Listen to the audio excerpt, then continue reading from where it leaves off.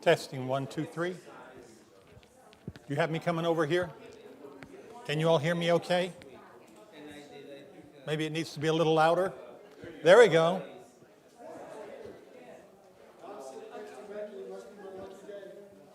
There seems to be a misunderstanding on their SMART goals. They set the goals for the whole time, their weight loss goals for the whole time.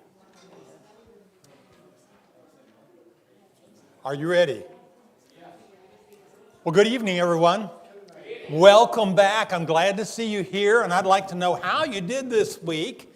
How many people here met their weight loss goal? Yes, yes, yes, yes. All right, good job.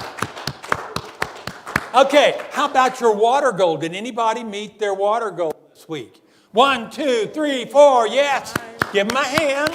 Good job. How about your sleep goal? Who met their sleep goal? Finally last night. Half and half. Finally last night. I usually do half and half, but I got 8 hours complete. Awesome. Repeat it for the online. Okay, she says she usually does half and half, but she got 8 hours complete sleep last night. That's absolutely awesome.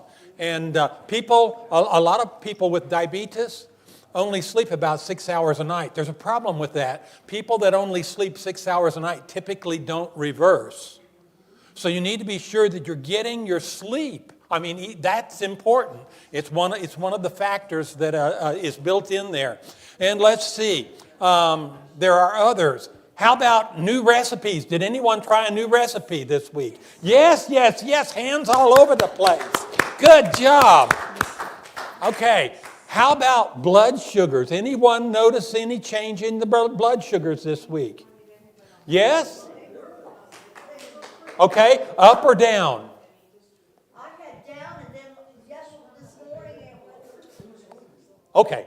Well, we'll talk about some of those issues as we get on through the program about why they go up. Sometimes your blood sugars will go up when you're first trying this. You know, you're making the lifestyle change. And so you got... sometimes you have something that we call a dawn phenomenon that occurs. And we'll explain more about that as we get into the program. Well, that's really exciting. Now, just by way of quick review, last week we talked about insulin resistance. Diabetes is caused by insulin resistance. But what causes insulin resistance? We learned that some of the problem was... What did you all learn? What causes insulin resistance? Not having enough fiber and stuff. All right, gumming up the doors, he said here. Not Yes. having enough fiber. So that's why we want to work on that. Okay, so anyway, we learned a lot about insulin resistance last week. There is so much to know about diabetes, we could talk for days, period. But we're going to try to make it simple. And if there's something that we say that you don't understand, please feel free to raise your hand and ask questions. Because people like to really know what's going on. And we'll try, for those of you that are watching online, we'll try to repeat the question if we do get a question from the audience here. So tonight's topic is about making weight loss easier. So we learned last week that diabetes is caused in part because you have collected too much fat in the muscle cells, and then from there it goes downstream and it collects in the liver and in the pancreas. And when you get it in those two places, studies have shown that the symptoms of diabetes occur. When you lose the weight from those two places, then the symptoms of diabetes goes away. It's much easier to lose out of the liver than it is out of the pancreas, but we're going to plunge in and we'll learn a bunch more stuff about diabetes tonight. How to make weight loss easier. And this is so critical that we put this lecture right near the beginning of our series, so you would have maximum opportunity to do that while you still have our support. There's a text in Deuteronomy that says, I've set before you life and death, blessing and cursing. Therefore, choose life. that both thou and thy seed may live. So it's about choices here. And there are multiple choices that an individual makes throughout the course of a day. And those choices, if we're looking at trying to reverse diabetes, this requires a lot of good choices. But the more choices that you make in the right direction, the greater the possibility of you actually reversing. I want to just pause for a moment and have another word of prayer for you. That's sort of my practice of what I like to do, because I believe we were created by God, and if we ask Him, He will step in and help us. So, Heavenly Father, thank you very much for the results people are beginning to have, and it's very early on to be having these kind of results. Thank you that people are sleeping better, that they've been getting their water goals, that their weight's starting to improve as well. And Lord, I pray that you will bless them this week in a very special way as they endeavor to make changes in their lives, and be with them tonight, that they will understand things that they need to know that will help them to reverse. In Jesus' name, amen. So this program is for educational purposes only. Is there anybody here that saw their doctor this week? Okay, did you drop the letter off to the doctor's office to let them know? Good. Okay, good. You can just drop it off at the office and let them know, I'm taking part in this program. If you have any words of wisdom for me, let me know. A lot of the doctor's offices have a patient portal where they can send messages to the patient. So you just want to stay in touch with your physician. And if you're on a continuous glucose monitor, a lot of the doctors have it set up so that your results already show up in their office, and they can monitor that without you even being there. So anyway. So the learning objectives for today, at the end of the program today, we want you to be able to describe what happens when insulin levels are excessively high. And also to understand what happens to the blood glucose, the blood sugar, after a meal. You should be able to state how insulin levels coordinate with glucose levels, and also identify 4 actions that will help you to lose weight easier. I want to tell you about Colleen. Colleen attended our seminar on the very first night, and she sat right down front, and she soaked in every word I said. She was sort of this kind of individual, when she walks in the room, the whole room just seems to sparkle. And she has an effervescent personality, and everybody loves her. And but as soon as the lecture was over, she made a beeline for me. She said, "This program isn't for me." And I said, "Well, why is that?" She said, "Well, I can't lose weight. You said I have to lose weight." And she says, "I've tried many times, and I just can't." And I said, "Well, a lot of people have similar experiences to yours, and they have done very well with this. And I suggest that you just give it a try." So she came back. The third night, we had the lecture, and we were sitting around our tables, having our table coaching session. And there were about 8 tables in the room, as I recall. And suddenly she slams her hand down on the table and she says, "I'm not going to do it. I'm not going to do a thing he says." She grabbed her books, she grabbed her coat, and she hit the door. And I thought, boy, that was a dramatic exit. I guess we won't be seeing her again. Well, the next week, about 10 minutes before the program was to begin, the door opened and in walks Colleen. She went straight over to the scale. She stood on the scale. And when her weight registered, her hands flew up in the air and she just began dancing around the room, whooping and hollering. And I said, "What happened?" I said, "I thought you weren't going to do anything." She said, "Well," little toss of her head. On the way home, she said, "I had a change of heart. I decided I'd do everything he said for 1 week." She had lost almost 7 pounds. And, you know, she became our biggest loser, if you choose. She was our highest achiever. By 3 months following the class, this lady had lost 26 pounds, and she looked great in her new wardrobe. And, diabetes numbers had improved significantly. So it can happen. There are things that we can do to make weight loss easier. Now, just a little bit more of a review of what we went over last week. Everybody can be helped, whether you have type 1 diabetes, type 2 diabetes, gestational diabetes. Anyone with diabetes can be helped if they follow the principles that we talk about here. Can everybody reverse? We typically don't say that people with type 1 can reverse. Type 1 is an autoimmune disease, and you're not producing insulin. However, I have seen significant reductions in insulin that occur as people adopt these lifestyles. One young man, he was probably roughly 30 years old, came to the program. He was taking 128 units, I think it was, of insulin a day. And after he had been through 6 weeks of the program, he was down to 26 units a day. But his blood sugars before had been up and down, and now they just leveled out. They were almost all the time right within range. So that's what can happen to a person with type 1. If you have type 2, then reversal is almost 100% possible.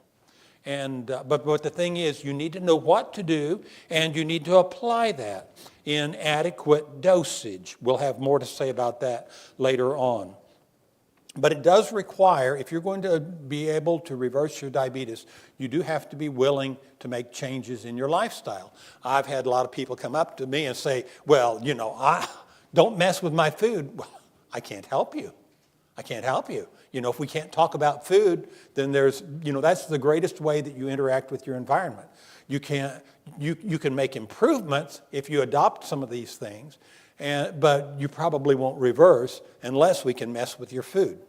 And anyway, we learned that diabetes is caused by fat in the liver and the pancreas. And we also learned that when a person has type 2 diabetes, they have increased insulin resistance. And it's something your doctor can measure with lab tests. You don't know. I mean, it just creeps up on you if you don't see your doctor regularly. But insulin resistance is where those cells start getting locked up with just a little too much fat in them. It interferes with something that we call insulin signaling. It's the insulin comes along, fastens itself to the insulin receptor, and sends a signal into the cell, which causes one enzyme to activate, and it activates another enzyme, activates a third enzyme, opens up a door, and allows sugar to come in. Well, it's like a garage door. You step into your garage at home, and there's a little button on the wall. You push the button, and a signal goes to the motor, electrical signal goes to the motor, activates the motor, which opens the big garage door. It's very, very analogous to that. And when you have too much fat in the cell, what it does is it interrupts this insulin signaling process, and you can't get the electrical signal, if you please, from the button to the motor to open the door. So,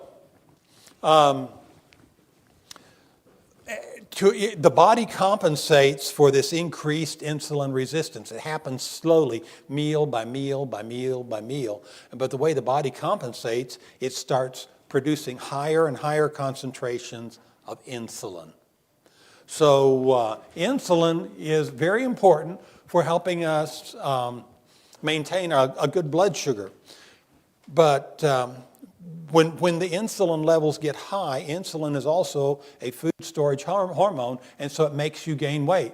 About a week ago, I was having a conversation with a lady, and she was just reiterating, I don't eat very much.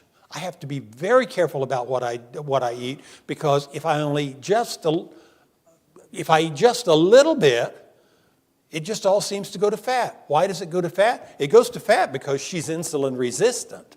And that's one of the problems we have with diabetes is it makes weight gain very easy.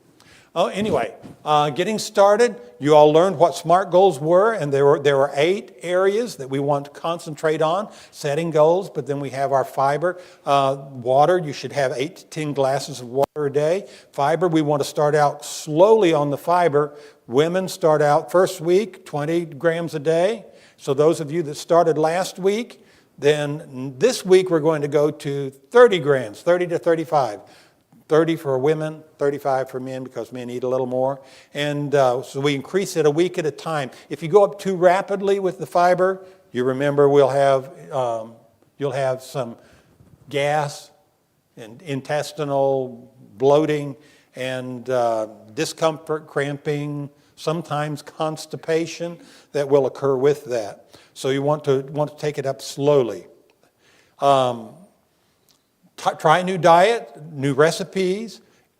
We talked about 3 forms of exercise that are very important. Probably the most important is walking for 20 minutes after meals. How many people walked 20 minutes after some of their meals this week? Yes, hands all over the place. Good for you guys. All right. The second kind of exercise is burst training. Ideally, the burst training will be about halfway between the meals. And there you go, it's real intense exercise for about 30 seconds and then rest for 1 to 2 minutes and then go again and again and again until you've done 10 reps and take you about 15 minutes if you do that every other day for starters and until you work up to 6 days a week. Anyway, we'll talk more about that later. Sleep, we want you to get up to 8 hours of sleep. It's optimal. And weight, it's imperative that a person lose weight in order to reverse their diabetes. And of course, check your blood sugars. Inform your doctors. Keep them, let them know so that they can regulate your medicines and help you with that. So now let's jump in and talk about insulin. Get my clicker to work here.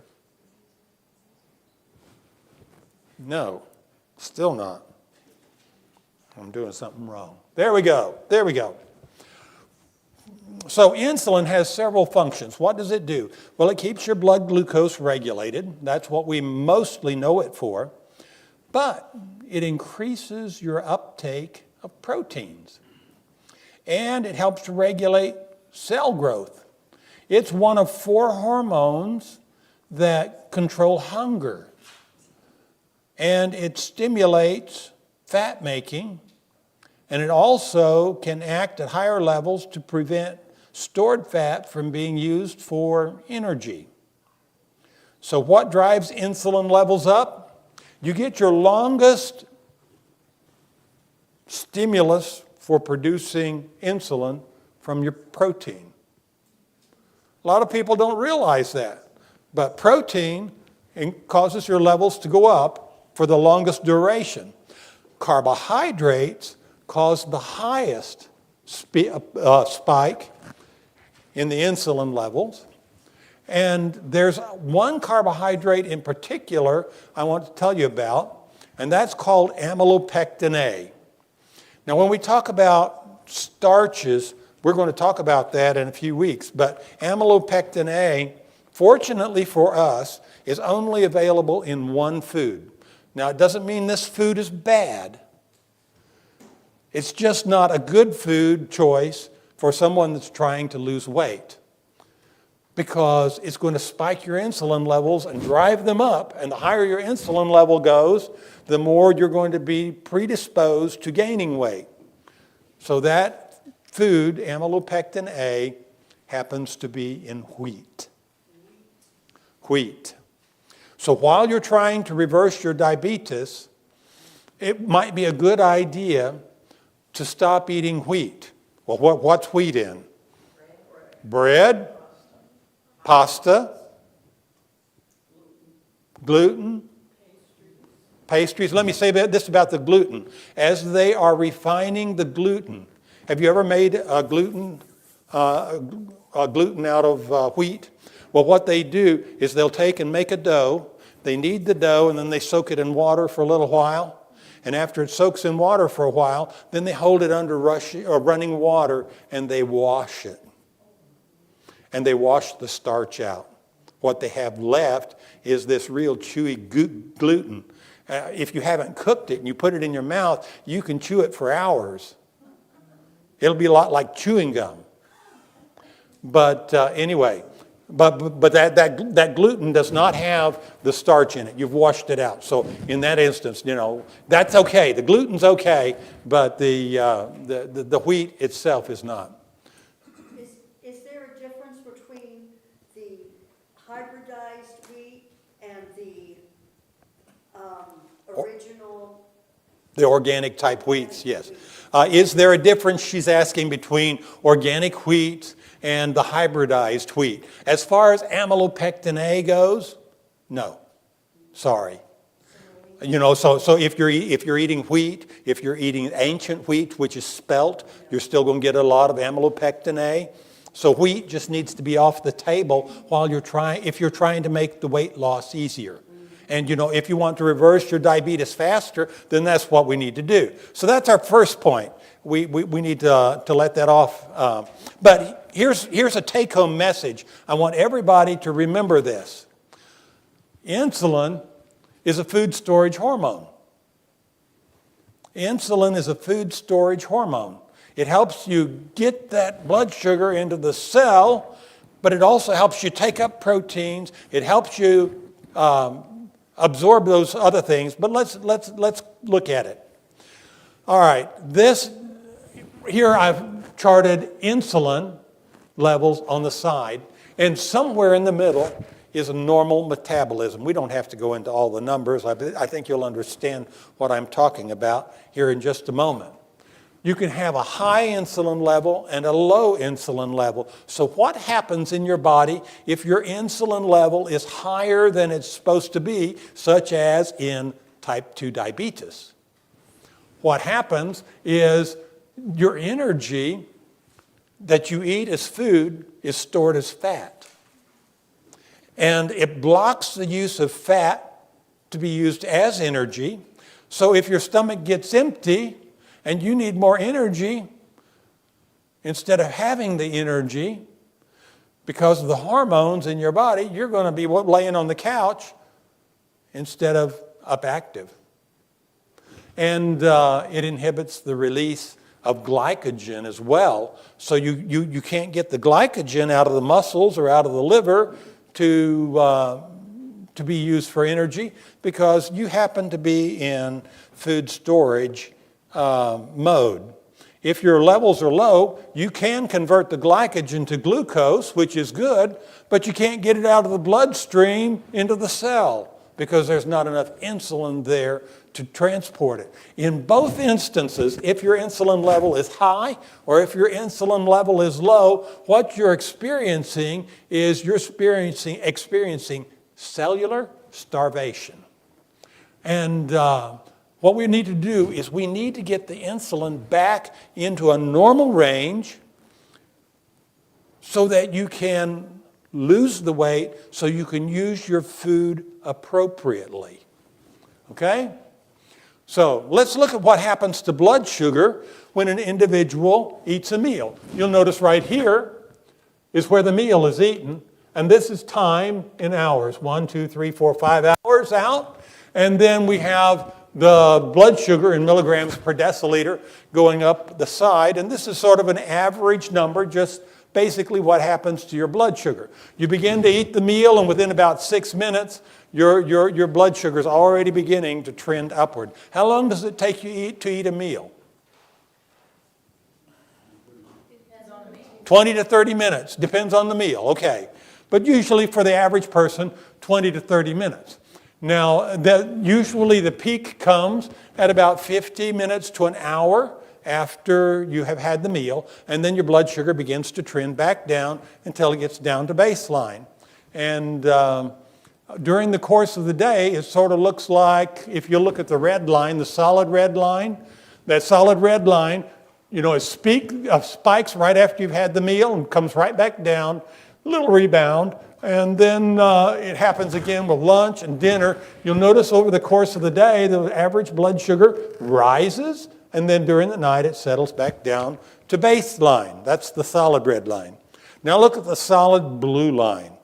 The solid blue line, we've actually taken two graphs, and we've laid one right over top of the other. And the solid blue line is your insulin level. So you start eating the meal, insulin level is at baseline, but the moment the blood sugar begins to rise, what happens to the insulin level?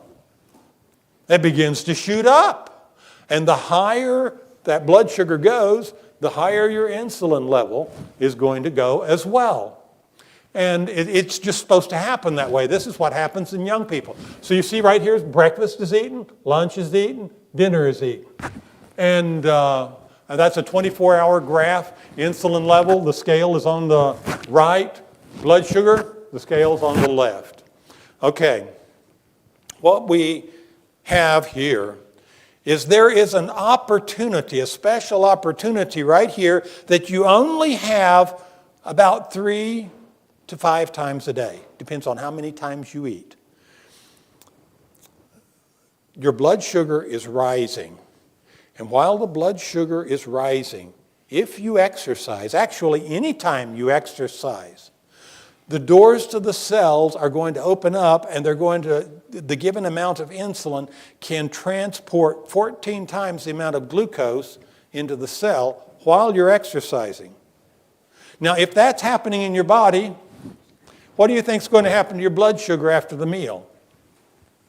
If you're exercising, what's going to happen to your blood sugar? Go down. Absolutely. It'll go down. It won't peak near as high. And so that is what we want to see happen. So right there, it's so important. I tell people all the time, this is so important that if you can't exercise after you eat, you simply can't eat.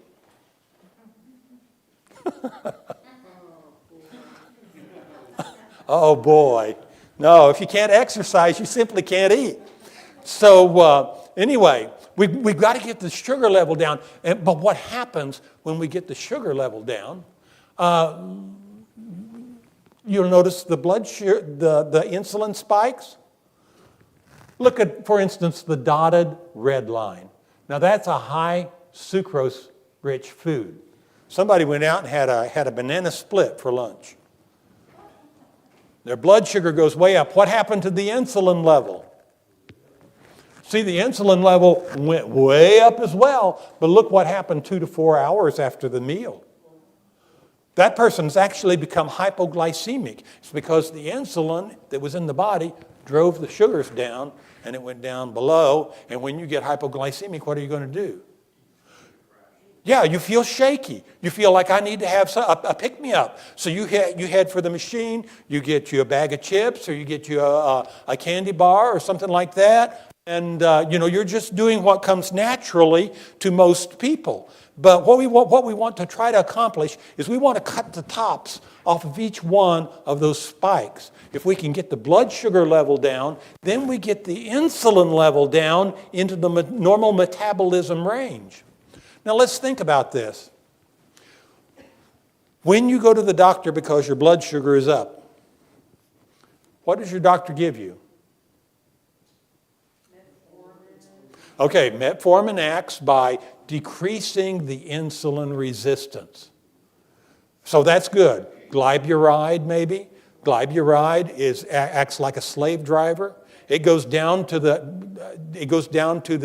pancreas, and it whips the pancreas, makes the pancreas produce more insulin, so you can get the job done, but it wears the pancreas out eventually over time.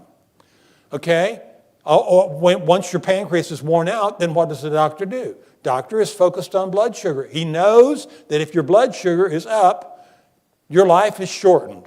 If he can keep your blood sugar down, your life will be better. The things in his toolbox are medicines. He can't control your lifestyle. He can't control what you eat. He can advise you if he has the time, but only you can make those kind of changes at home. And that's where it really becomes critical, because you want to do that. And anyway, when you can get if you can get your insulin level down into the normal range, then it makes weight loss possible. If you allow that insulin to spike, for the next 6 hours, it's virtually impossible to lose weight.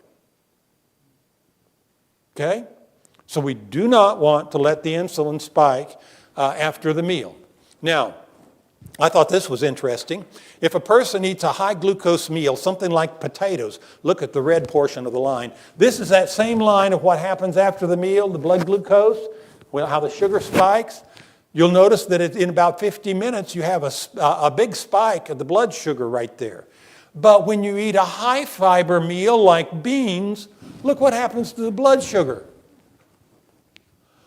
You know, your 80, 90 minutes before it peaks, it goes up gradually, it comes down gradually. It feeds you for a much longer period of time. And so you don't have that hypoglycemic episode after the meal that occurs as well. That's because the fiber slows the absorption of the sugars. That's one of the functions there. And so that will help with our after-meal spike as well. So we want to eat high-fiber foods for that reason. Now, are there other ways that interventions you can do to decrease that after-meal spike? And the answer is absolutely yes. We've already talked about walking for 20 minutes after the meal. Eat your high-fiber foods first. They took two groups of people. They fed them exactly the same food, but they gave them different instructions. One group of people, they said, we want you to eat your fiber foods with your meal. The other group of people, they said, we want you to eat your high-fiber foods at the beginning of the meal. What do you think the results were? Got fuller faster with the fiber. Well, the people that ate the fiber first at the beginning of the meal actually lowered the after-meal sugar spike by 25%. That's a lot. That's a lot. And the only thing they did different, they ate the high-fiber foods first. So we just need to know what foods are high-fiber foods and then eat those first. That will help. Is there anything else we can do? Yeah, we can avoid the wheat products. We talked about that. Oh, caffeine. 2 cups of coffee. 2 cups of coffee before a meal.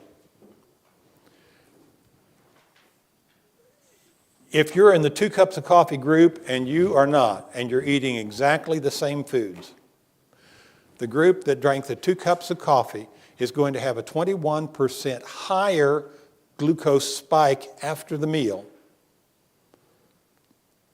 But they're also going to have a 48% higher insulin release, which means you're going to be much more liable to experience the hypoglycemia afterwards as well. So you're going to want to eat in between meals. You're going to want to snack as well. So no caffeine. People ask me all the time, what about decaf? Well, there is something in the decaf. When they've tested caffeinated, decaffeinated, and no caffeine. There's just like a linear progression. So the very best thing to do is just no caffeine. Had one man, he was on 200 units of insulin a day. In 1 week, he decreased his insulin usage down to 50 units. Cut it by 3/4, from 200 units to 50 units. The only thing he did differently, he stopped drinking 4 liters. He stopped drinking 4 liters of Diet Pepsi a day. He just went cold turkey. But it was the caffeine in the Diet Pepsi that I believe was doing the deal. Share the experience of Charles that came to our first meeting, our first seminar with this walking after meals. Yes. Let me back up just a few slides right here. So I told Charles about this. Now, Charles was an interesting guy. He was ex-military, and he was a very, very smart man, But it's like he had to test everything that I told him. And when we told him about this phenomenon right here, he went home and decided he was going to test it. So he cooked his lunch meal, and when he served his plate, he made a list. He wrote down everything he put on his plate. He measured his portion sizes when he put it on his plate, wrote it down, and then he sat down and ate his meal. When he was done eating his meal, he laid his fork down, went over, he turned on the television, sat down in his easy chair. Oh, he also set the timer to 20 minutes. He sat down in his easy chair and he waited. When the timer went off, he pricked his finger. It was over 200. And the next day, at the same time of day, he went to the refrigerator and pulled out yesterday's leftovers. He got out his list and he measured exactly the same portions of food onto his plate that he had done the day before. He stuck it in the microwave and warmed it up, sat down and ate. When he was done eating, he laid his fork down. He went over, set the timer to 20 minutes, turned on the television, but this time he got on his exercise bike and he rode at a moderate pace for 20 minutes. This is not the time to go swimming. It's not the time to go racing. It's not for vigorous exercise. This is moderate exercise. So he's using the large muscles of his legs and core muscles of abdomen as he's riding that stationary bike. When the timer went off, he pricked his finger. Blood sugar was 96. That's the kind of impact that moderate exercise right after you eat can have. Now, what's that going to do to your insulin level? Yeah, it's going to decrease it way down. Well, you know, you go to the doctor and he gives you insulin, says you need insulin to keep your blood sugar down. Do you? Yeah, if you're not exercising after the meal, you do. What's going to happen to your need for insulin when you do this? Yeah, it drops significantly. That's why you need to inform your doctor, hey, I'm going to try this lifestyle stuff. You know, now you have the knowledge, you know what to do, and you can realize some of the benefits of that. So when I first started doing this years ago, I was very pre-diabetic. I had not been diagnosed with diabetes, but I would fix a meal or I would go to potluck and I would look at the food and I would think, is this going to raise my insulin level? And it really helped me choose some better things. Things that I was used to eating were some of those items that would cause the insulin level to go up. When the insulin level is up, it's taking that food I ate and it's storing it as fat. And I wanted to reverse that, so that helped me. Yes, her insulin resistance was very high, and we found out this weekend another family member also is experiencing the same kind of thing, you know, on her side of the family. You know, you can share the same genes, and when you do, you know, there's a genetic component. So anyway, eat more fiber, it says. Yeah, this can be a key to unlocking the mystery of how to reverse the type 2 diabetes, because the lack of fiber is usually associated with a lack of bacterial diversity in the bowel. Now, you say, well, what does my bowel have to do with my diabetes? It actually has a whole lot to do with it. There is a symbiotic relationship that happens in your bowel between good bacteria and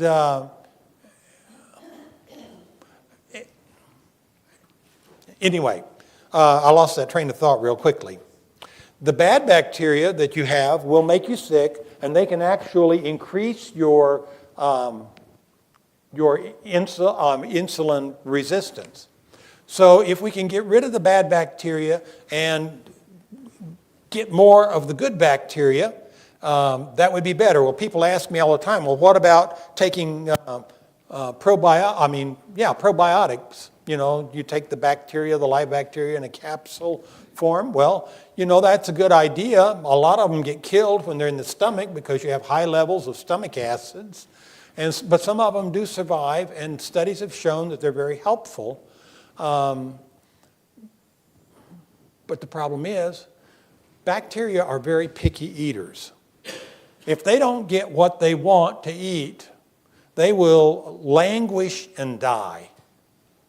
And of course, you're constantly moving them out of your system. I mean, every time your bowels move, you're moving lots of bacteria out of your system. But you still have ones left behind that can grow and multiply, and indeed they do. There are trillions of bacteria in your bowel. What we want to do with those things is we want to learn what grows the good bacteria and what feeds the bad bacteria. Now, these bacteria will sit in your gut, and when they get hungry for a given food, they will give off chemical messages which go to the brain. The brain interprets those as food cravings. It's not uncommon for people, when they begin changing the kinds of foods they eat, to experience food cravings. A lot of those could be associated and are thought to be associated with the kind of bacteria that are down in your gut that are screaming for the kind of food they want to eat. And if you don't give them the ice cream within just a few days, their population significantly dies off. If you feed the bacteria the things that they want to grow, then they will grow and flourish. But it takes a little period of time for that adjustment to be made. That's one of the reasons, too, why we tell you to take it slow with adding bacteria in, so your microbiome in your gut can adjust to this. Adding fiber in. Excuse me, yes. And we want to feed that good bacteria. They are asking for things, as well as the bad bacteria are giving you cravings.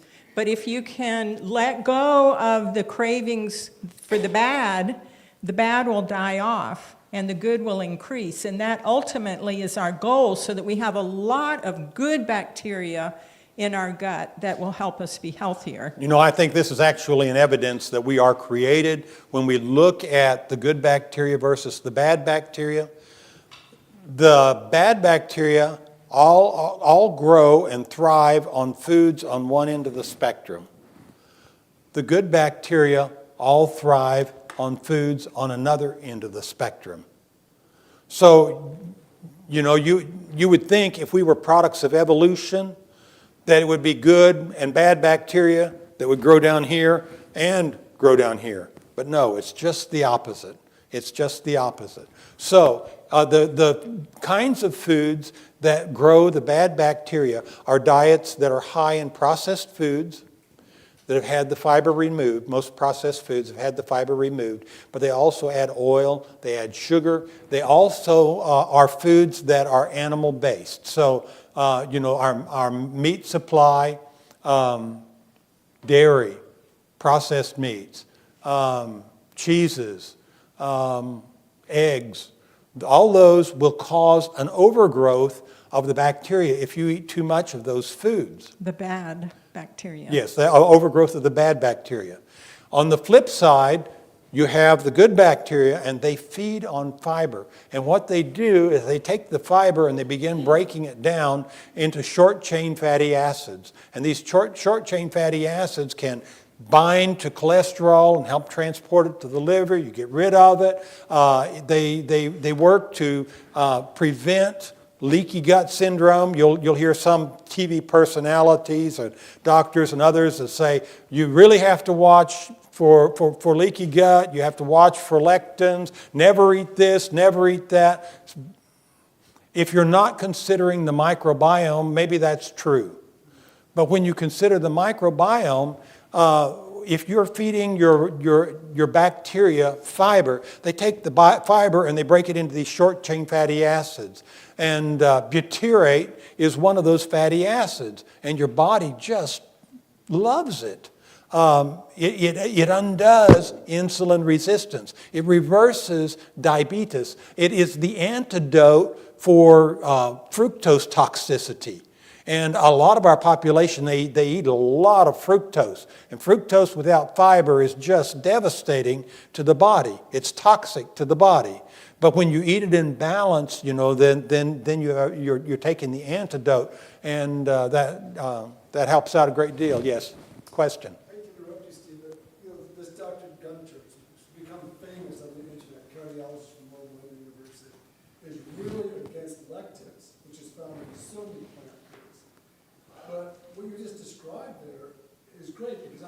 so many people who won't eat plant-based because they're worried about all these lectins and these other things that they're told are so damaging to their cells and their. Okay. That makes sense. So for those of you that are online, his comments, he's talking about a physician online that often talks about lectins and how bad they are for you, and you shouldn't eat all kinds of foods because of that. Well, let's just go a little bit deeper into that, just so everyone understands what we should take into consideration.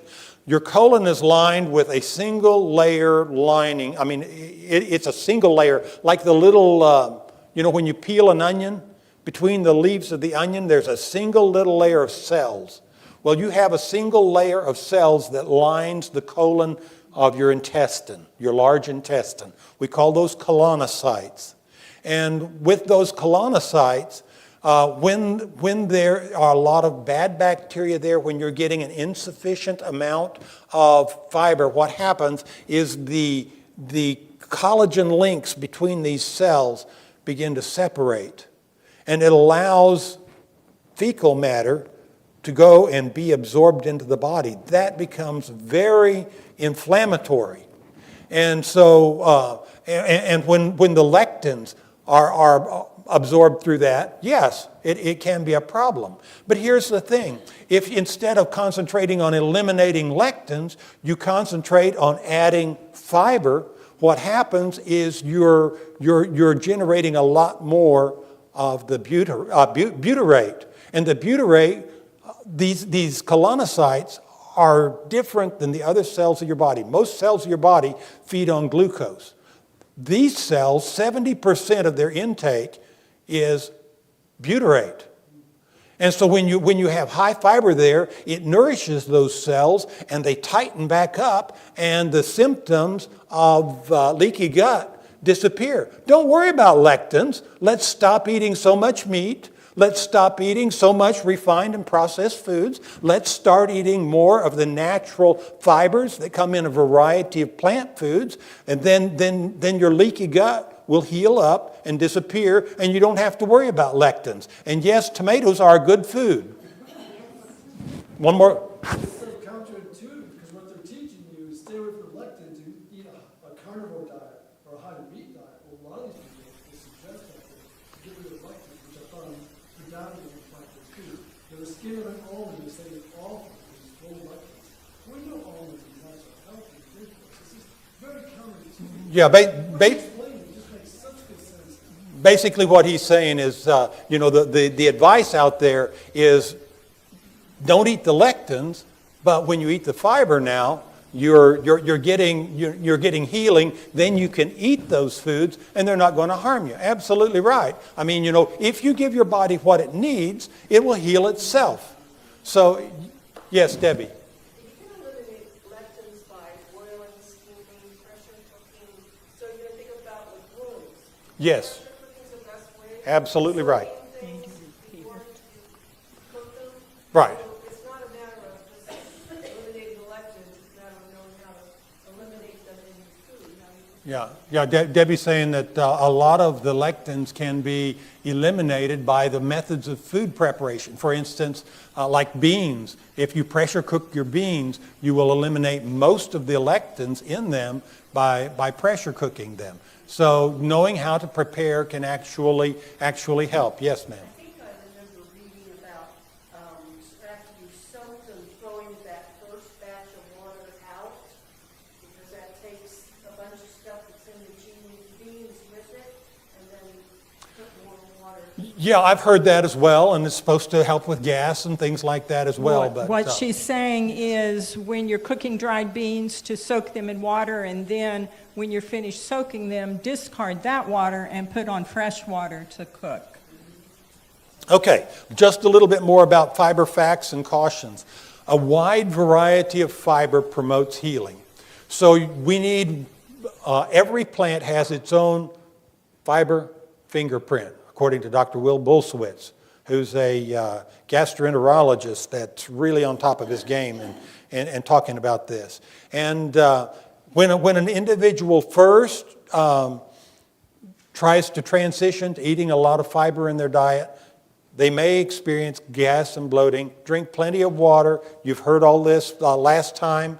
It provides satiety. Fiber provides satiety. If I eat a high-fiber breakfast, I go 6 to 7 hours before I'm really ravenously hungry. If I have a low-fiber meal, oftentimes within 3 to 4 hours, I am just beside myself. I just feel like I've got to eat again. Anyway, it also promotes regularity. Hey, I had one lady call me, and she said one of the most amazing things was she'd gone from having a bowel movement once every 2 weeks to having one every other day. She was one happy camper. For some people, you may, with a high-fiber diet, some people may go up to 3 times a day, and we consider that normal. Your stools become a lot looser, but you shouldn't be experiencing diarrhea, watery diarrhea. But anyway, so that's an uncomfortable discussion for a lot of people, so we'll not dwell there. We'll move on, but those are things that you can't expect. So now, you want to talk to us about this food list, Karen?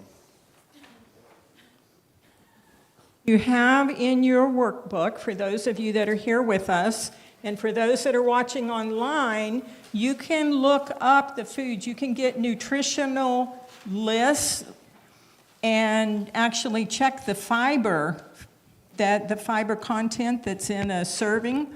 You can ask Google as well. As Steve says, Google knows everything. But Almost. right behind the lesson for today, and I don't have the page number on this, I'm sorry. Can you, any of you give us a page number? Page 7, thank you. All right, there is a list there, and this is fiber grams per serving. So have you struggled a little bit this week trying to find your fiber grams? How much to? Yeah, a little bit. Well, this is going to help you.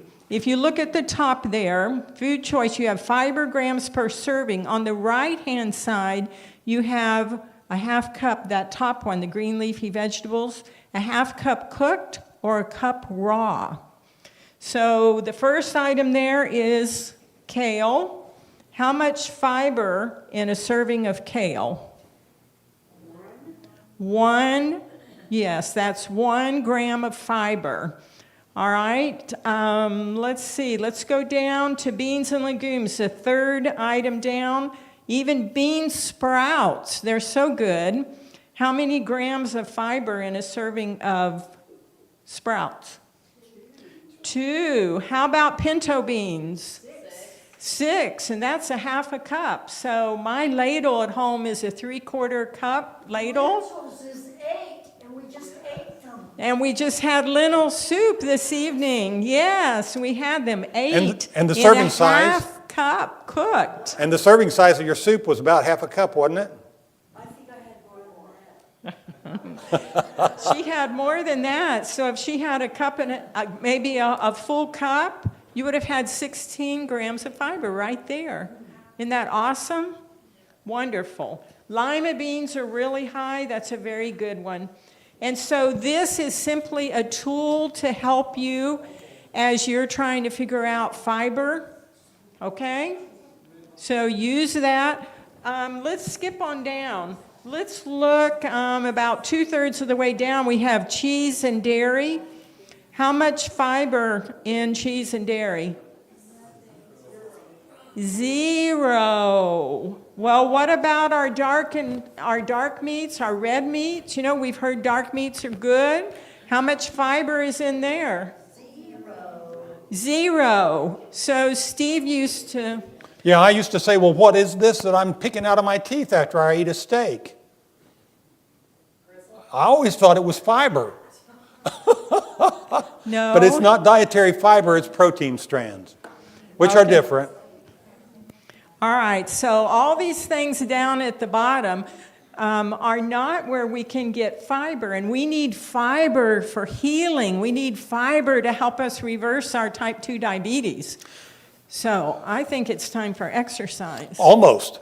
Now, our topic next week is watching my carbs. So You don't miss that one. We're going to make carbohydrates understandable in a way you've never known them before, I think. It's interesting, as I studied all this stuff out from the scientific standpoint, reading hundreds of scientific studies, one of the things I kept saying to myself is, all the science is saying is go back to the original diet God gave us in the Garden of Eden. And God said, behold, I've given you every herb bearing seed, things like beans, which is upon the face of the earth, and every tree in which is the fruit of the tree yielding seed, things like nuts, pecans, walnuts, filberts.